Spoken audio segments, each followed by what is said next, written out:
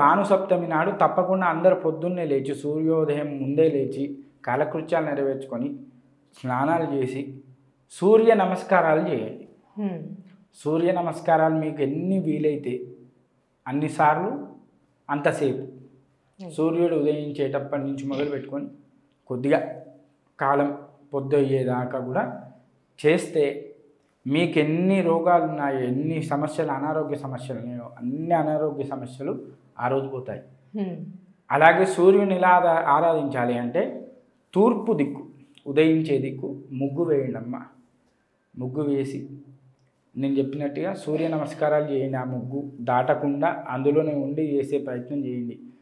లేని పక్షంలో ఇంటిలో సూర్య భగవానుని యొక్క శ్లోకాలు ఉంటాయి, ఆ శ్లోకాలు చదవండి.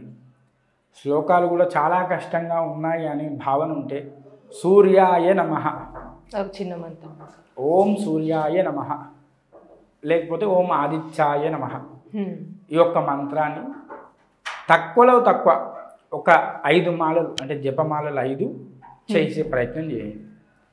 అలా చేసి ఆ స్వామివారికి మీకు ఒకటో రెండో సూర్యాసనాలు ప్రతి ఒక్క మానవునికి వస్తాయి. కాకపోతే అది సూర్యాసనము అనేది మనకు తెలియదు, కానీ సూర్యాసనాలు అయితే వస్తాయి. ఆ ఒకటో రెండో సూర్యాసనాలైనా ఒక 5 నుంచి 15 నిమిషాల వరకు వేసి ఆ స్వామివారికి మనస్ఫూర్తిగా నమస్కారం చేసుకోండి.